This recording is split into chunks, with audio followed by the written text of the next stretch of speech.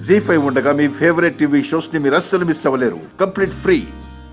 ఏంటత్తయ్య అవి? ఏముంది, మనం రాక రాక ఈ ఊరొచ్చాం కదా, మీ అత్తయ్య మనకు పిండి వంటలు చేయిస్తోంది. పిండి వంటలేం కాదొదినా.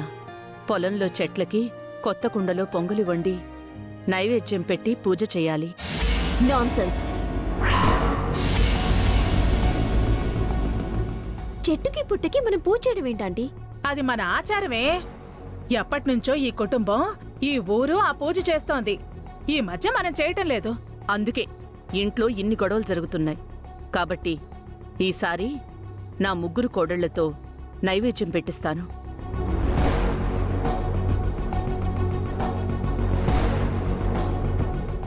సారీ అత్తయ్య, మీకున్నది ఇద్దరు కోడళ్లే, నేను పావని అక్క.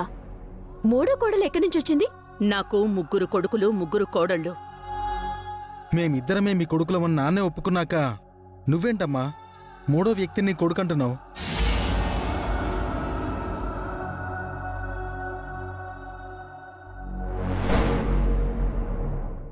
అవునదినా, భాస్కర్ అఖిల్ నీ కన్న కొడుకులు, అభి పెంచిన కొడుకు.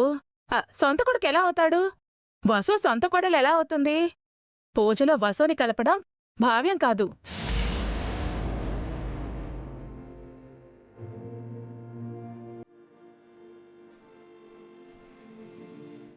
మీరు ఆయన చెప్పింది సరిగ్గా విన్నట్టులేరు. మాకు ఇద్దరు కొడుకులని ఆయన చెప్పనేలేదు. ఒక్కడే కొడుకు, అది అభిరామనే ఆయన చెప్పారు.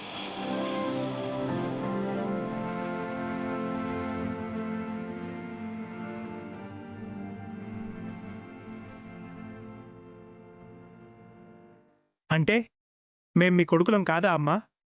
ఆస్తుల్ని పంచుకునే వాళ్లే కొడుకులు, అనుబంధాన్ని పెంచుకునేవాళ్లు కొడుకులు. మీకు బంధాల విలువే తెలీదు, ఇక అనుబంధాలేం పెంచుకుంటారు? అయితే ఆవిడతోనే పూజ చేయించుకోండి. హారిక ఎందుకు?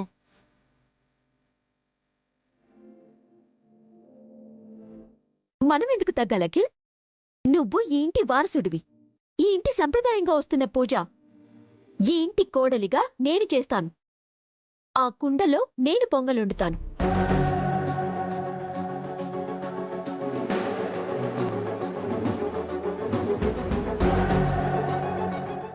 ఆ మాటకొస్తే పావని ఇంటి పెద్ద కోడలు. పైగా త్వరలో మా కూతురు పెళ్లి కూడా జరగబోతుంది.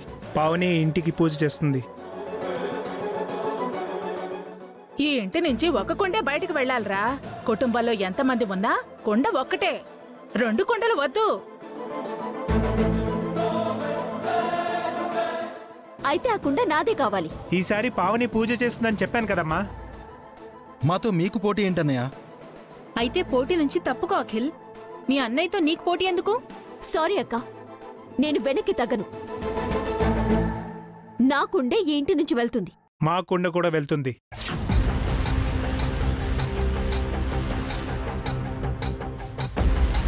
ఏంటదినా, వీళ్ళు 2 కుండలు అంటున్నారు? 2 కాదు, 3 కుండలు.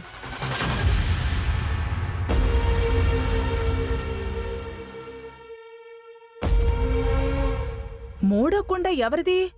వసూది. జీ5 యాప్ డౌన్లోడ్ చేసి అన్ని ఎపిసోడ్స్ పూర్తి ఉచితంగా చూడండి.